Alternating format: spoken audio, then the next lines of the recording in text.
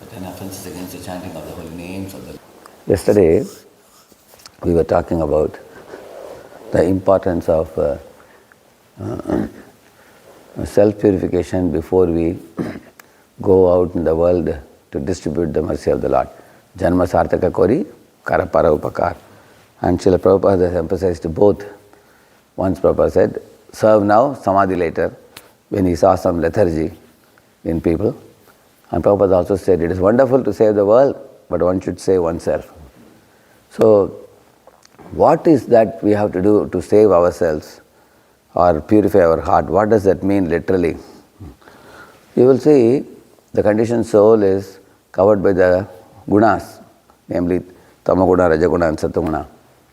In tamaguna, the living entity has self-pity and he is constantly in a mood of inferiority complex, confusion, bewilderment, lethargy, laziness, and lack of direction, indecision, and suicidal thoughts, these kind of things.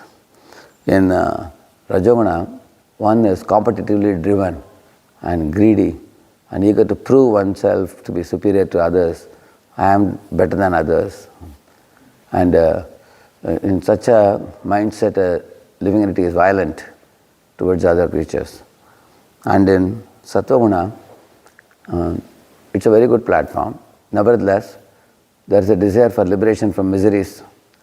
There is also a desire for purification so that one can be relieved of the conditions of the material existence. Therefore, all the three gunas are having a reference point as I, me, mine. This is called self-absorption. Absorption in one's own bodily identity. Due to this, the samadhi or the absorption in the Lord is hardly possible because of this. So, these are to be purified if one really wants to, in a one-pointed way, focus on the Lord. So, for example, if I do some service, in that service, if I become competitively driven, then I may become violent towards other devotees. In the same manner, if I feel inferiority complex, I may make unhealthy comparisons. So, keeping all this in mind, that is why in the Shastras, I was telling you the example of Brahma, the dawn of creation was given the tapa, the austerity by which to purify these tendencies in us so that we will be able to wholeheartedly submit our consciousness at the Lord's lotus feet. So, at the same time, the preaching and book distribution service cannot wait till we become completely purified. In Los Angeles, in San Francisco, deity installation program, Prabhupada said, one boy asked Prabhupada, how long we have to wait to get purified so that we can go out to the world and preach? Prabhupada said, hear 2 sentences, speak 2 sentences, he said. Hear 2 sentences and speak 2 sentences. Which means Prabhupada said simultaneously we have to do this. Therefore, it is our daily duty that Prabhupada has given us. Take in and give out. Take in and give out. Janma sarthaka kori karapara upakar. He said. And we do it in such a way that we are gradually getting purified. Every day is a day of increment of knowledge, increment of bliss, increment of service opportunities, increment of taking one step towards Krishna and the spiritual world. If that is the mode in which we are leading our lives, then our giving out to the world is also meaningful. And such a forward progress towards Hari, Guru and Vaishnavas in a respectful mode, our giving out would be simply kind of pampering our own false ego. Because that is one of the reasons why some people leave this movement and go away, or even fight within this movement, or become political and become complex in their life.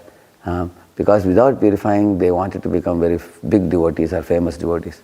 So therefore, the chanting of the holy name in the morning and the hearing of the holy fame in the form of Srimad Bhagavatam, these two are such vital aspects. Prabhupada has kept it in the early morning hours, so that we absorb the spiritual vibrations by the aratis, Japa and the Bhagavatam class, so that we have to know that unless like in the flight they say, first take the oxygen for yourself, then you can save others. Janma sarthaka kori karapara upakar. Then we can do good to the world. And most important thing is the gift that Guru gives to the disciple is the chanting of the holy name. So that is why in the early morning hours when it is performed, the purification is faster and our daytime service would be more sensible, meaningful and more fruitful, reaching to the heart of the living entities and waking up their own Krishna consciousness.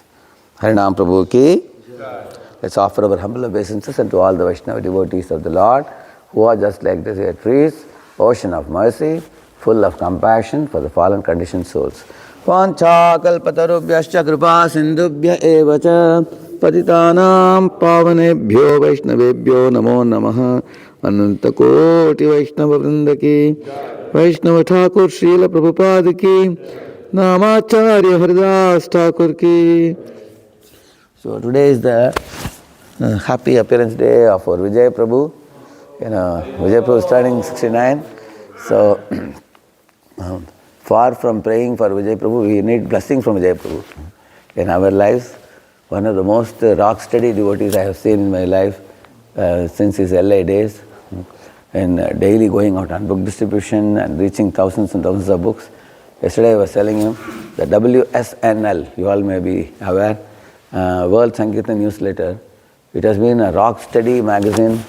As much as he is rock steady in his devotion, and the magazine also has been coming regularly, inspiring the whole world in book distribution, and also he has been traveling and giving courses on book distribution. We have had him in Pune, and Pune devotees always look forward to meeting him and hearing from him. With ever smiling face, he is reaching out Prabhupada's books to hundreds and thousands of people.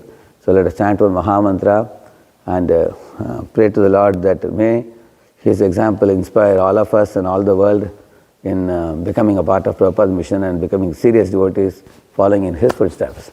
Hare Krishna, Krishna Krishna, Hare Hare, Hare Rama, Rama Rama, Hare Hare. Vijay Prabhu ki